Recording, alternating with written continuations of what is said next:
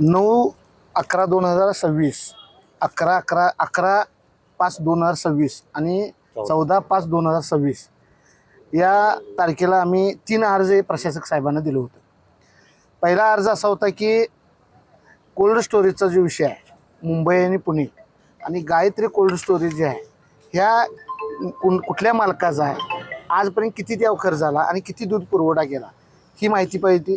दुसरा होता Venkateshwara good movers, हे जे वाहतूक संस्था आहे या वाहतूक संस्थेच्या वतीनं मुंबईला आणि पुण्याला जे दूध रेग्युलर जे दूध म्हशीचं आणि गाईचं जे पुरवठा केलं जाते त्या पुरवठ्यामध्ये जवळजवळ आम्हाला एका अधिकाऱ्यांच्यानं समजते की 137 कोटीचा त्या ठिकाणी मोठा ढफला त्या ठिकाणी या दूध संस्थे या गोकुळचा त्या व्यंकटेश्वराच्या माध्यमातून पडलेला आहे.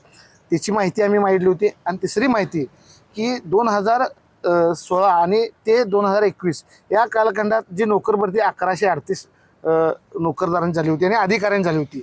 त्यामध्ये अधिकाऱ्याला 30 लाख आणि कामगाराला 20 लाख अशा प्रकारचं एका एका बँकेच्या खात्यावर पैसे जमा करून त्यांची नोकर भरती झाली होती. ती नेमकी कुणाची झाली आणि नेमकी कुठल्या बँकेत जमा झाली होती याची माहिती मी मागवण्यासाठी या प्रशासक अधिकारी साहेबांच्याकडे आलो होतो.